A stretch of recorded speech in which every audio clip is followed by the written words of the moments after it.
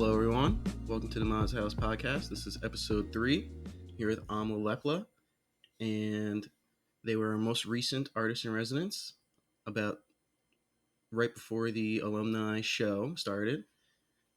So I'm very excited because I was not there for it.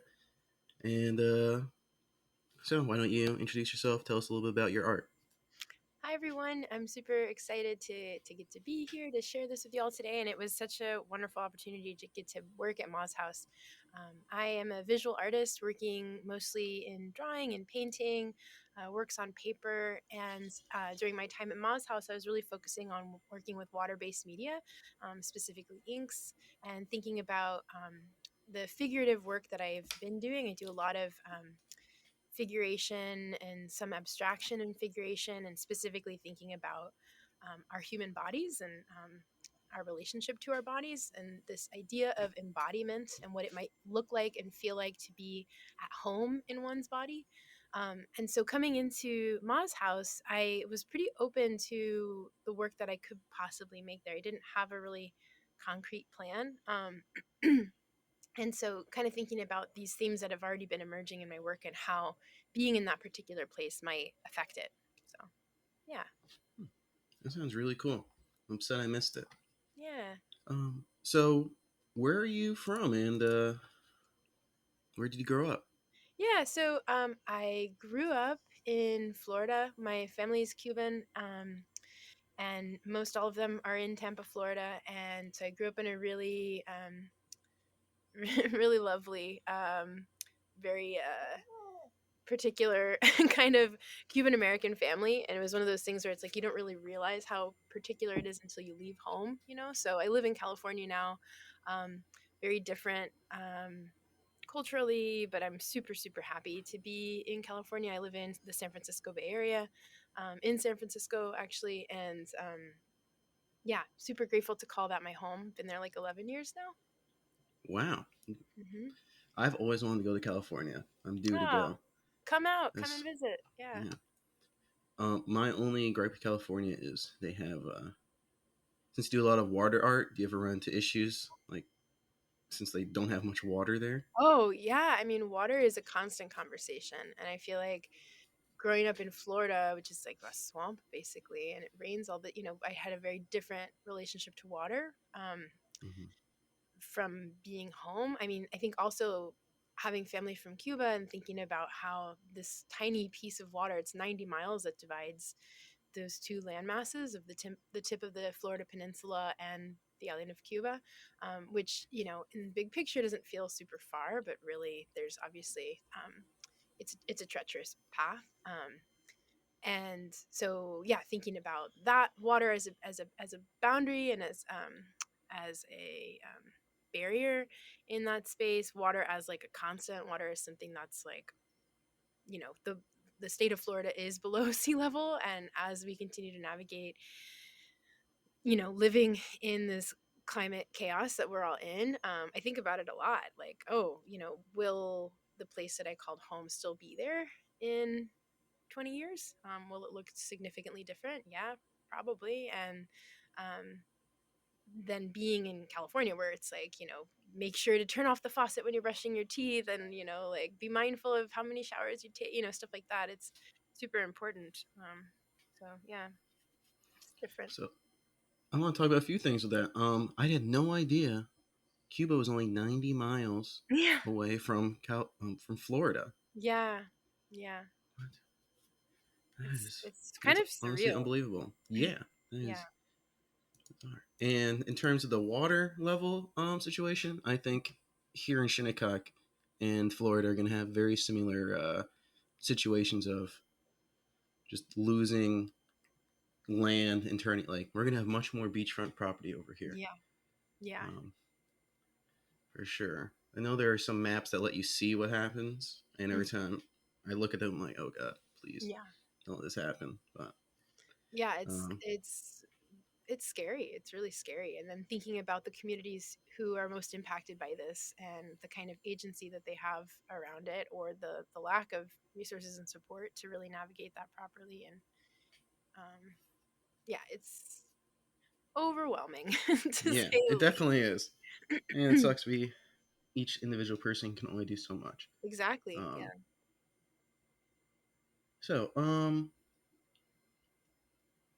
what have you always been a visual artist, or was there any something like you ever tried like music or something, and then you moved Yeah. over to the visual arts?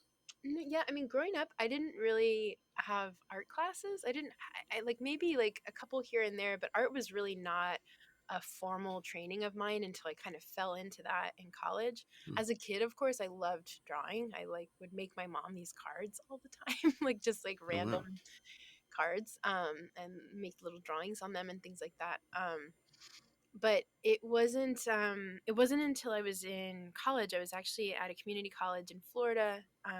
Didn't know what I wanted to do. Was like not a particularly strong student, and I was required to take a visual arts class, and so I sort of wound up in this in this photography course, and I had no expectations. I was like, okay, this is what I got to do. I'm just going to take this class and get it over with. But I had a teacher, I think it was really the teacher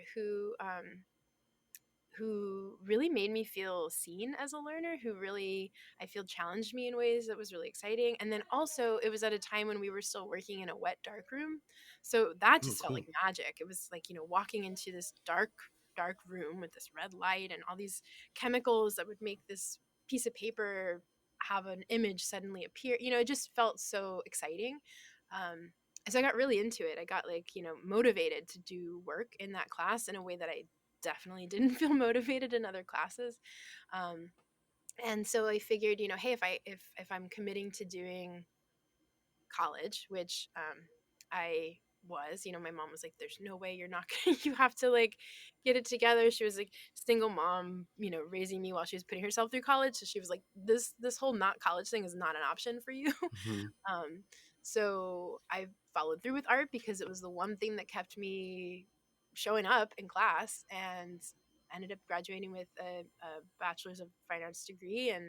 Um, and yeah, and so that was sort of, I kind of fell in love. It kind of was this gateway for me, that I couldn't stop. I like music. I really love listening to music.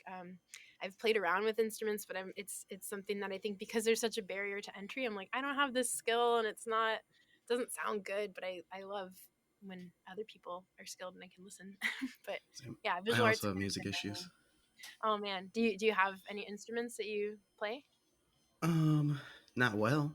Yeah, I've same. I've tried guitar, drums. I mean, I always pick it up quickly, like the Mhm, beginner stuff, and then I mhm. can't like get over the hump to the next level Yeah, it's of it's that barrier designs. to entry. Yeah, it's like, oh man, but the people who stick with it, and then it's just so good.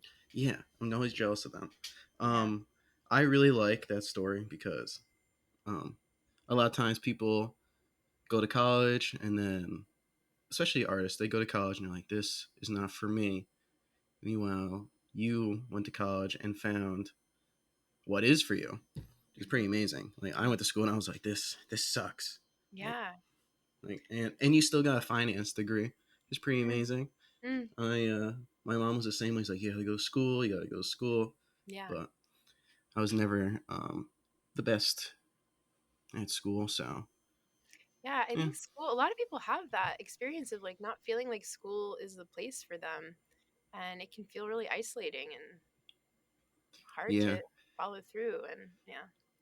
My one of my least favorite teachers is actually my art teacher in high Oh school. no. Yes, which I can't believe was like real because I only because this one time I remember I was never great at we were making this thing out of metal, and I remember I had to I spent like so much time on it because I was like, oh, this is such a cool project. I get to make Mm. some art, and I was like so excited. I like told my parents like, yeah, I'm making this cool thing in art class. Can't wait to show you guys. And I finally finished it, gave it to her, and she gave me a D on it. And I was like, how Did can you give she? someone a D? Yeah, how can you give someone a D on an What? art project? Isn't art subjective? And Yeah. then What was her yeah, basis for that? I don't know. She just didn't like it. And I was Oh, like, what? How do you just not like it? oh my How do gosh. you? Yes. So I went Poor home. Jared. I hate this story. That makes me so Yeah. sad. Yes, there's a lot of stories in my schooling that are similar to that Mm, I'm sorry situation to hear where teachers have been actively against me for some reason. that. Um, yeah, it's honestly kind of weird how it's like they're pushing me towards this path without even like not on purpose or something. Yeah, that's interesting. Yeah, and that's not even the worst thing. I had some really great teachers that helped me a lot, but there's been a few in particular that have had it out for me for some reason. Ugh, that's such a bummer. So I'm a high school art teacher as well. I don't know if I've shared that with Oh, you. really? Um, That's awesome. yeah, I love it, and I've definitely heard horror stories from some of my students of like previous teachers and like that same kind of subjectivity and like, ugh, it's just yeah, it's always disappointing to hear that because it's like art's such a beautiful resource that everyone should have access to, and all it takes is one teacher who can give you that bad experience to really make it a thing that you don't ever want to do again, and that sucks. Yeah, that definitely made me be like, you know what? I'm not even gonna try in this class. I'm gonna get a D Oh anyway. no, So I hate that. yeah, yeah. It was crazy. I'll tell. Since you are a teacher, I'll give you one other story, which was, but very quickly, that was my least favorite one. So I was always very good at math, and I Mm-hmm. actually liked math. And in the 10th grade, I was failing math for the first time. And usually I would have A's in math, like the entire. It was just always great. So it was geometry though, so it was new. And I Mm-hmm. was like, oh, I guess I'm just bad at geometry. So it's like the end of the year. My parents are like, okay, you have to pass the final, so we got a tutor. Mm-hmm. And my tutor was like, Hunter. After a few months, she's like, Hunter, I don't understand how you keep failing these tests. You're my star student in math. Mm. You're the one that truly like understands it when we're together. So she had me bring her all my tests. Okay. And my teacher had been grading my tests with the wrong answer sheets. So on the last test, I got like a 42, and I Oh actually my, got a 87 or something. wow. Yeah. So That's such, oh yeah, yeah, that could happen yeah, at complete. all. Yeah, I was shocked when it happened. I was like, oh Yeah. my god, all this crap my parents have given me because why am I failing a class like math I've always been good Yeah. at? Yeah. So things like And like that for some reason and happens. you had a tutor to help you catch that. Imagine if there were like other kids who maybe didn't even like this was Yeah. happening to too. There probably was honestly. Mm, I hate that. Yeah, Mr. Small, if you're out there, I know what Ooh, you Mr. did to me. Small, we're coming for you. Yeah. I'll never forget. I had to go to summer school for that freaking class, Oh, and I went to summer but school for math, but that was not because my teacher was using the wrong thing. It was because I didn't know what the heck was going on in math class. Yeah. honestly, summer school it was weird, but it was kind of interesting. I'm glad I never have to go back to do something like that Mm, again, unless I yeah. go back to college, Yeah. and then I'll have to do something like that again. Okay, so let's segue back into Back to art. yeah, back to art. Um, how did you discover Ma's house? Yeah, it's a funny story. So I'm actually I'm with my friend Trisha right now.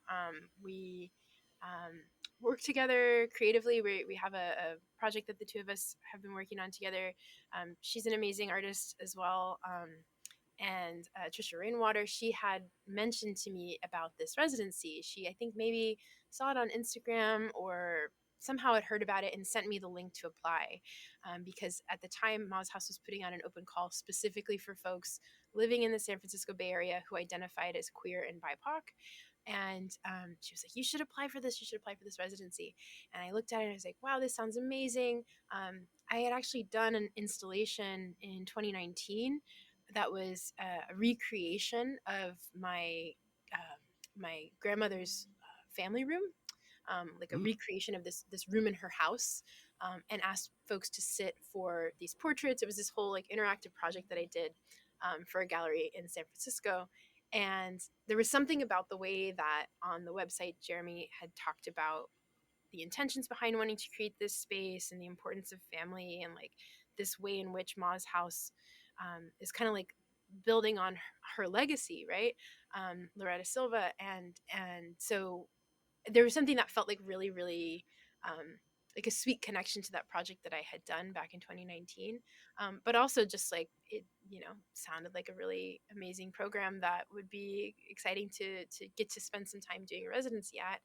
And so I applied, or at least I thought I did, and somehow my application didn't go through. I was really confident Oh I hit no. submit or some, so I was like, oh, bummer, and Trisha had followed up like, hey, did you hear back? And I was like, like I haven't heard back yet. That's really kind of a bummer. I submitted my application. I was really hopeful. And then out of nowhere, Jeremy sends me an email. And he's like, hi, I'm Jeremy Dennis, and I came across your work, and I think you should apply for this program, and or something like that. And so I responded with, oh, thanks for reaching out. I actually did apply. So we did a kind of back and forth with the email, and he said it didn't go through, so please submit again. So long story short, I submitted my application again, and ended up getting invited to come out. So I'm super grateful. It was really such a really wonderful experience. That's pretty crazy that Jeremy found you after Yeah. your application didn't go through properly. That's Yeah, huh. I wonder. Yeah, I think it might be like through the work that Trisha and I do together. This project called Queer Rain, No. and I know that there are some. Uh, I think some of the folks that we've worked with in Queer Rain, there might be some connection there, or Trisha might have known Jeremy before. I don't know. I'm not sure how Mhm. we all found each other, but yeah. When I was doing a little research, I did come across Queer Rain. Could you tell us a little bit about that? Yeah, so that is a project that Trisha and I started in February 2021. It was really at a time in the pandemic when I was not making work. I was like really struggling to stay motivated to make work. And Trisha's someone who I knew through the arts community in the Bay, also through the queer community. She's queer as well, and it's a pretty small bubble. At times it feels like that, but Mm. so we knew each other, but not super super well. And I had reached out and said like, hey, I really love the work that you're making. You seem to be like staying motivated to make work right now. I wonder if you would be up for just like having a FaceTime or like a Zoom kind of art date, like just to kind of talk to each other about like the work that we're doing, or just kind of like I'm feeling a need for this kind of like socialization and like community. Would you be open to that? And I think at first she was a little unsure because she thrives in this kind of like quieter time, like this sort of like introspective solo time. Um, Mm. and so she was kind of like, well, yeah, I'm good. This is like my sweet spot. Like, what do you mean you're not making work? And I don't know if I want to collaborate. So there was a little bit of that at first. But then we met, and it was really great. And I think both of us were like, oh, this feels good. This feels like actually what we both kind of need right now in terms of like really calling in what's possible. So like we'd get on these calls, and sometimes we'd share what we were working on. Sometimes we'd share links to open calls and things like that. Like, hey, I saw there's this photo-based work, you should apply as a photographer. Or like, hey, there's this grant that's opening for people in this place, in this, whatever it was. So just like kind of keeping each other in the loop about it. And at one point Trisha had said, um, what if we opened this up? What if this is something we like did with other people? And I was like, oh yeah, totally, we should bring in more people. And then she said, what if we open this up for people who specifically identified as queer and BIPOC and femme centered folks?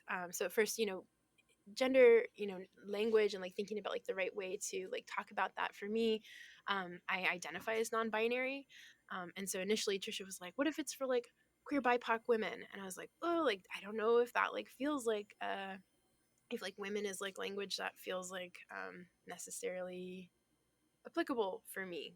So what might it look like to like add some more language on there to make it inclusive for gender expansive folks?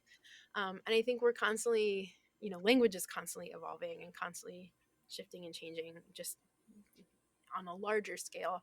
And I think for us, it's something that we keep coming up against and trying to like navigate with as much grace as we can. But basically, wanting to find a way to create this affinity space. So specifically for people who identified in these ways, right?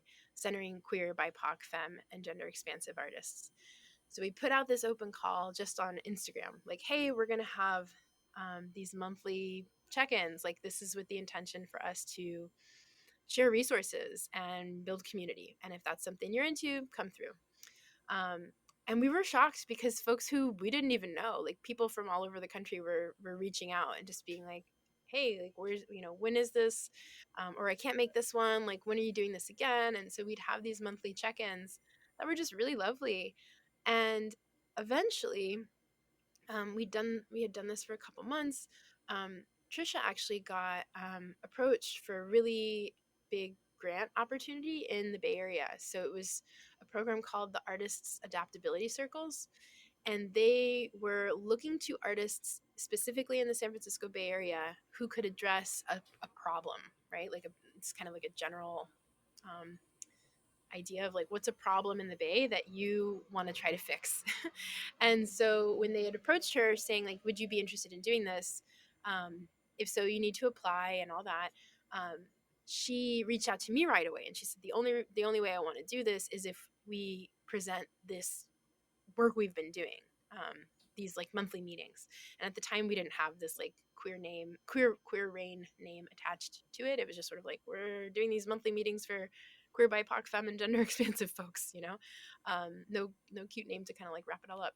um, and so I said, yeah, let's apply, let's see if that's something that they're down to fund and support. And we got it, we got invited to do it. And so it was about a year long program.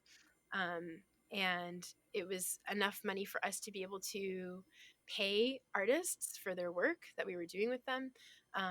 And although we initially thought we were going to be able to do sort of a big group exhibition, it morphed into this publication. And so right now, Queer Rain takes this form of these biannual magazines. So we've published Mm-hmm. two so far. We released one in January of 2022 and then in June 2022, just recently. Oh, And we're trying to keep it going.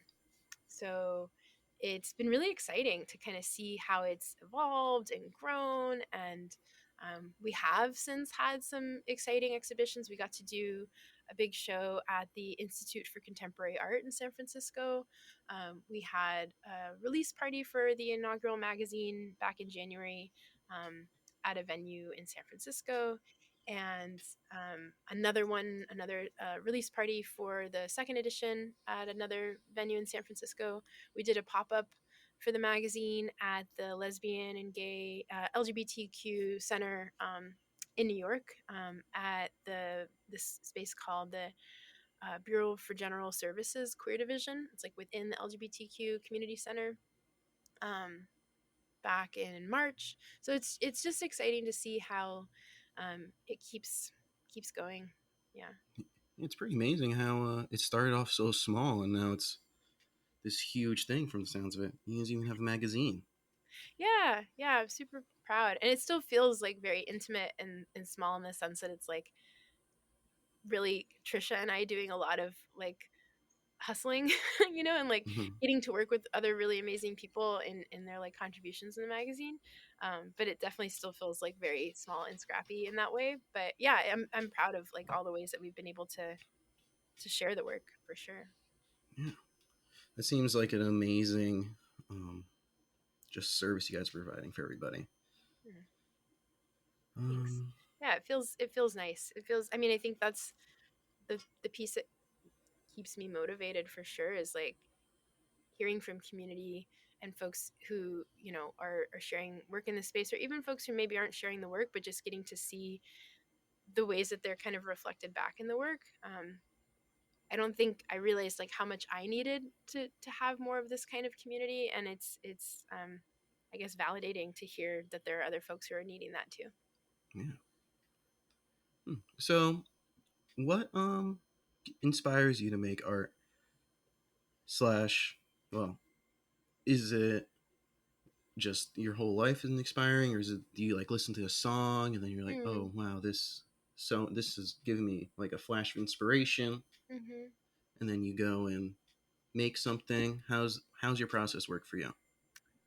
Honestly, I feel like it's usually me working through my own struggles. It's like me having a lot of like big scary questions that I can play with an art process to kind of like think through it. It's almost like um, like thinking with my body, if that makes sense, or like having there be these experiences that are feeling more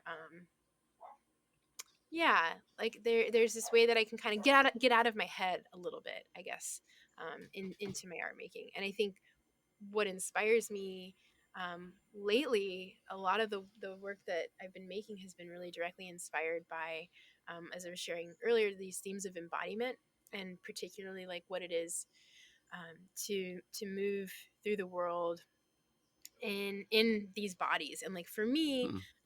as a mixed race person, as a queer person, as a non-binary person, um, as a person who like I have a autoimmune disease, and so I have like this other kind of relationship to my body because of this like chronic illness that I live with. And I just think there's a lot of ways that um, in making this work for myself, I'm also seeing how it can be this kind of reflection for other people as well. That's pretty I don't know, there's a lot of power in that. And so wanting to be like mindful and careful with that. I did a workshop at Ma's house when I was there on portraiture, and really it was just kind of like a drawing and painting workshop, but we talked about the power of portraiture and how powerful it can be to have a representation of ourselves, or to have that kind of control over how we are represented and depicted through this kind of like visualization and through art making. And so I've started reaching out to working with models, and like working with folks who don't necessarily identify as models or haven't necessarily sat for a portrait or anything like that, but who would be open to it, and people who specifically are interested in sitting for me around this theme of embodiment. So I put out this call of like, what does it look like to feel at home in your body? If this is something that you've been thinking about, or something that you're curious about, um, let's connect. I'd love to have you like sit for a portrait, and to have that be something that we could co-construct together to create something that feels um, possibly even like a real euphoric expression of yourself, like something that you really truly see yourself reflected back in. um, I think there have been times when I will see a photo of myself, or I'll even like see myself in the mirror and kind of feel like, oh gosh, like who is that person? Like um, it doesn't feel right, or something feels off. And there have been times when I've made self portraits, where I've made a drawing of myself, where I can really see this sense of self that I don't always have. And there's something that feels really powerful and exciting. I keep saying power. It's like, oh, it's so powerful, but it does. It feels like really like some like unlocking some sort of magic. And so I think in doing this work, and particularly working with people who maybe don't identify as models, maybe don't identify as artists, or have the desire or ability or interest in creating these kinds of portraits for themselves, but to co-create it with them in a way that feels like true to them. I would have loved the workshop you put on. I Mm, am not a great artist when it comes to portraits, especially, but mm, that's always something that's fun for me. And I saw a few. My I think my mom went to mm, your workshop. Her mm-hmm. name, and she there's a few portraits laying around now, and I kept catching glimpses of them, and I just Oh, put it together that that's that's what from. it's from. Yeah, Yeah. I walked by it the other day. I was like, "What is this? Oh, yeah. Who Yeah, it made was a this?" really sweet. It was a really yeah, everybody who came out, it was like a really really good time. Okay, so I do have a. This is more of a fun question, and I've asked everyone that's been on the podcast so far. Um, do you believe in ghosts slash spirits? And if Ooh. so, have you had a paranormal Mm. situation happen to you? Hunter, love this question. Um, I definitely believe in ghosts and spirits. So I grew up very Catholic. My mom is still very Catholic.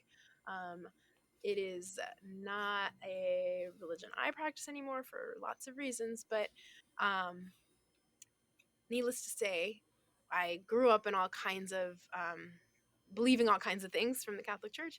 And I'm noticing there are ways as an adult that I'm getting to kind of like pick and choose. Like, okay, I am a Mhm. recovering Catholic, but there are still some of these things like in my blood. So what do I do with that?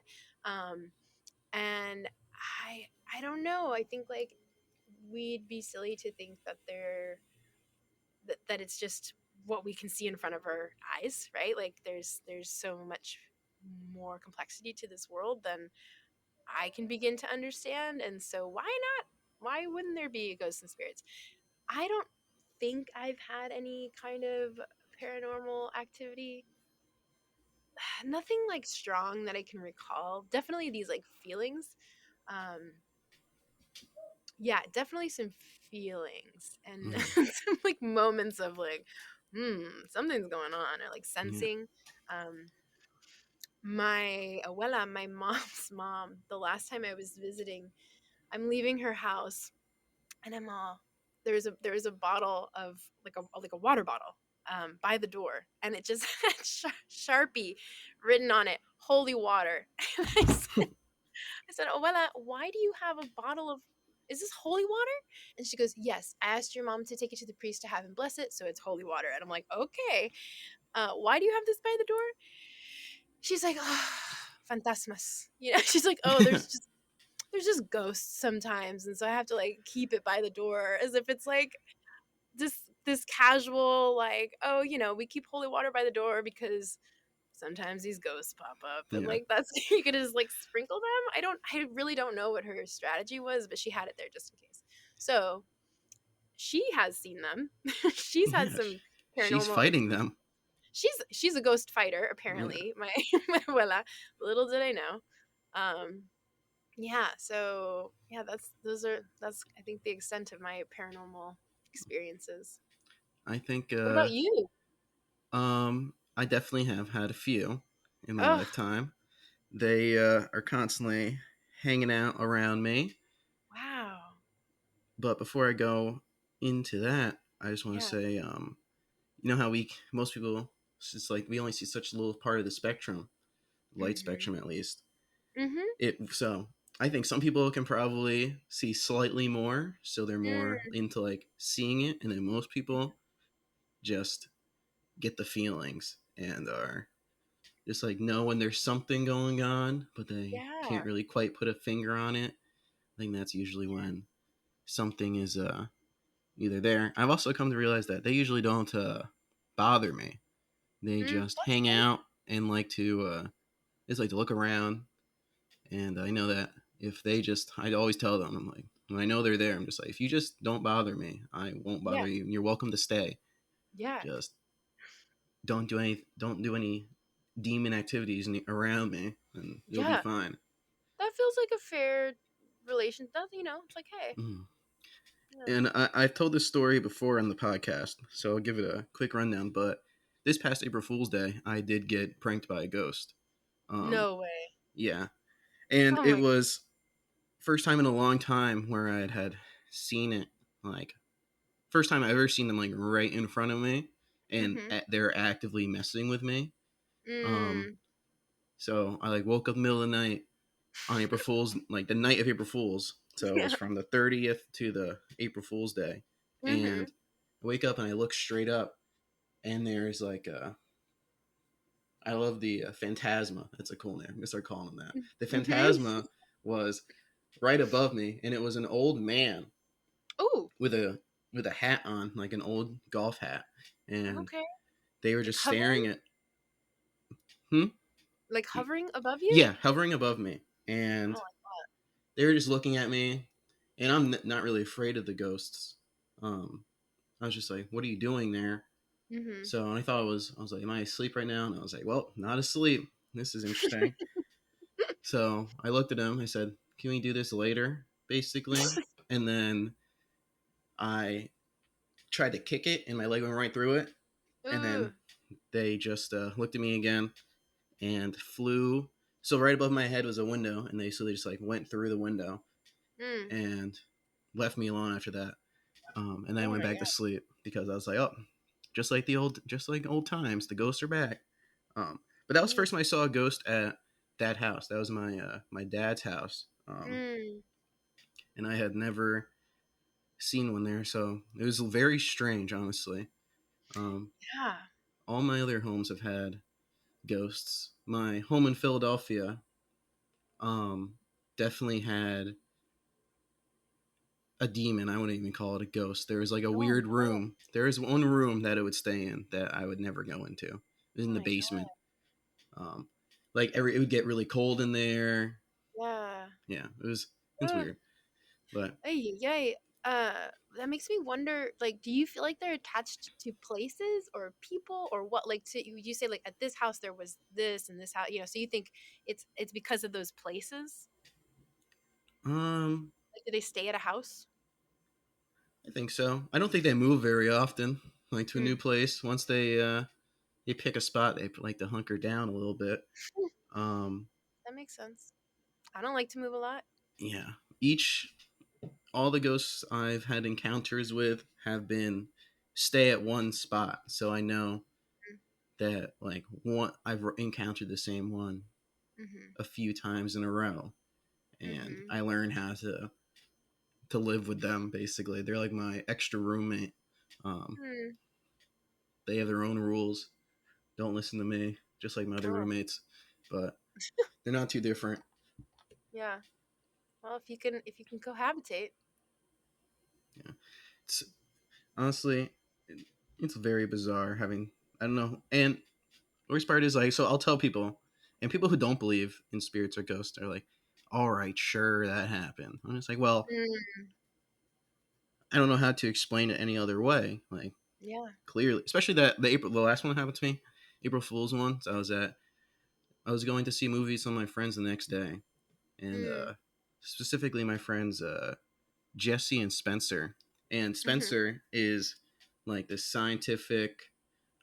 He's like in med school to become a dentist, Mm. and we were all talking, and they were just like, "What are you talking about? There's no that did not happen, Hunter." Mm-hmm. I was like, "Well, I don't know how to explain this to you besides that." Um, so we'll agree to disagree. Um, Mm-hmm. yeah, they don't get any ghost experiences for Mm. some Well, they're reason. not sensitive enough. Maybe that. Yeah, probably. That probably is what it is. They don't get any. Maybe they're just closed off to him. Oh, I just need to ask a ghost to That's go get him. There you go. That'll wake them up. Yeah, they really will. Okay, so for this like the end of this podcast, I like to give the guests an opportunity to ask me any questions if they have one, and then yeah, so we'll start with that. Yeah, I guess I'm congratulations to you all on this like recent round of a grant or some funding that you all Oh, got for Ma's house to thank you to so like. much. Yeah. Yeah, that's so well deserved and also just so exciting. So I'm like curious what are your hopes with that? Or like what do you like I don't know, a year from now, like what do you like or more even, like what are you hoping that can like help you all to do with Ma's house and maybe like your role specifically? What do you think? So I've part of the grant like sign up. I don't even know if sign up's the right word, but the grant process was I had to come up with what I would do specifically for Ma's house and how that would Mhm. help the community, the surrounding community, and what we would do. And Mhm. luckily, since Mom's House is a safe space for everybody, especially BIPOCs and for artists, and Mhm. we were right on the middle of a reservation, we already had that. We're helping the community aspect, so that was a big Mhm. plus. But I basically wanted to be a long term. I want to be a director and like make movies and TV shows. But Cool. short term, my plans were to make this podcast, do video, be like available for artists and residents to come to me with like an idea for a video, Mm. like the artist resident right before you, Simone Johnson. Yeah. She came to me with this idea for a silent film at the beach, and it was called Dimensions. Went through a few name changes, but basically it was just um, it was like a almost like a trippy film, just Mm. going from like dimension to dimension of her doing different things. And that's something I Was really this enjoy was this doing. the one there was, like, some, like, aerial footage? Is that did I see it? Maybe I saw a different video, but I think I saw, like, parts of Simone's work where there was, like, there was, like, at the beach. Yes, yeah, that's the video. Yeah. Yeah, yeah, yeah. Really beautiful. Thank you. That was a hard video to make. It looked like it. Was it, like, a drone was it drone footage or It was not drone footage. I'm Oh, not sure. okay. I wonder what you think seems like drone footage. Yeah, I don't know. I've Because just because of, like, the the angles. angles. There was one scene specifically where Simone asked me, "He's like, did you mean to do that to like go above me like that?" I was like, "Yes, I thought that looked cool to go Mm, above, like up." And she's like, mm, "Yeah, I liked it too." I first thought she was gonna mm. hate it, but Nah, ended up liking it. So yeah. nice. Well, Um, it's cool getting to collaborate with the artist in that way. That's nice. it's one of my favorite parts about being an artist is the collaboration. I love when people come with me an idea with ideas, and then we can grow them into something amazing together. That's Mhm. always like my favorite part. And then actually, once you get all the footage, so you kind of make like a film like three times. You come up with the idea, and then you film it, and that's like the second time Mhm. you make it. It's once you're filming it, and Mhm. then the third time you make it is in the editing room, which is just Mm. me in a computer Yeah. with my editing software, and then it becomes a whole different thing than you originally usually set out to make because you get more ideas during the process, see what Mhm. actually works well. And I love that video that we did with Simone because it pushed me to try new techniques, and I was like, I didn't know how to do some of the filters that we use to make it like look older than it was. So doing things like that always I end up with more skills than I did before, which is always fun. Nice. Yeah. It's always a plus. Yeah. So I have one more question for you. Yeah. Um, where do you see your art taking you, and then over the next couple of years? And what is your like big picture dream for your art career? Hmm. Hmm. Ugh, good questions. I don't have those answers right now. I think I feel like um yeah, I can't say enough like what a positive experience it was being at Ma's house. I think there was a conversation I was having with Jeremy around residencies. I think like in terms of like the growth of my art, I do feel like there's something really um there's a kind of what's the right word I want to use?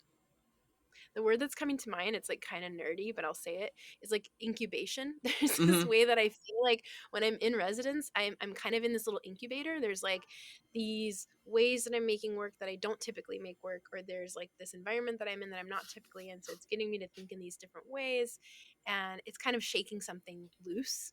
Um, and so in terms of like my growth, I think there's something really important about residencies. And so like back to the conversation with Jeremy, he had asked like, do you think you'll do another residency, or like how do you know like is this something that you want to do more of? And initially, I hadn't done a residency since before the pandemic started. And I think once it did start, and as we kind of like were getting deeper into it, I had this feeling of like, will I ever be able to do this again? Is it possible to do this kind of stuff, or is it not? And it totally felt safe being at Ma's house. And like I think not only can it still be happening, I think it kind of has to be happening. We have to like keep finding ways to be challenging ourselves creatively. And so I guess for me, I think a lot of that growth is going to come from putting myself in situations like that, whether or not it's like a formal residency and going somewhere and doing something like that, but giving myself that kind of space to really, really focus on my work. Um, I I'm a teacher during most of the year, so I do prioritize my art. I still make work during the school year, but it can be hard because my students take priority, or they can. It can kind of like be consuming in that way. And that was another thing Jeremy was asking me. He was like, do you think you want to be a full-time artist? Like, would you want to switch into being a full-time artist? And honestly, I don't know that I would want to leave teaching. I like genuinely really love getting to be an art teacher, and I feel like there's a lot of ways that informs my practice too. So I guess over the next couple years, I would really love to continue to like really hone my work. I feel like I'm kind of all over the place sometimes in terms of like my themes and medium. And I can look at my work and feel like, oh man, like I don't have that same sort of like style or cohesion that I see a lot of professional artists having. And like maybe I need that. Or like I don't have this thing that that person has. And so I think it's, I want to work on less of like looking outward and more on like giving myself the kind of reflective space that I was able to have at Ma's house to really kind of hear my own voice and to kind of like hear my own personal desires around that. um, so yeah, I just want to keep making work. I want to put myself in challenging situations that help me to grow as an artist, and I want to keep showing work. I want to like make it a point to like put it out there, and maybe even set a goal of having like a solo show in a couple of years or something like that. But yeah, I don't know, just kind of staying open to what's possible. Yeah, I think a solo show sounds awesome.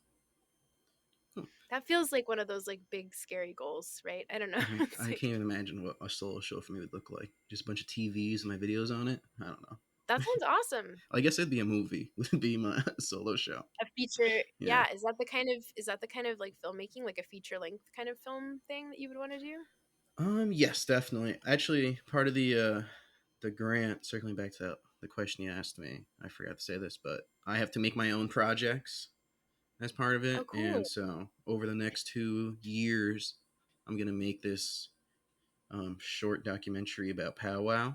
Just happens every year on Mm, Labor Day. cool. So it's Yeah, I saw the flyers for that coming. I like heard folks talking about that a bunch when I was there. yeah, it's coming up. It's going to be it's like the new year. It's the busiest time of the year. I bet. Yeah, Yeah, first time it's been that's open to the exciting. crowd again. So it's been a while. Nice. So I feel That's like I have awesome. to document it. So Yeah. we've we're nearing the end of the podcast. I just want to thank you for being on. Yeah. I like to give all the guests an opportunity to basically plug their social media, their website. Um, if one of your friends has like a shop, you can. This is your time to talk about anything. Tell people to follow you. Tell people to follow you, and yeah. So have at it. Okay. Yeah. Yeah, I am on Instagram. I am just Lepla, Leppla .art. That's me. And I have a link tree with links to my website, which is my website's just lepla.art.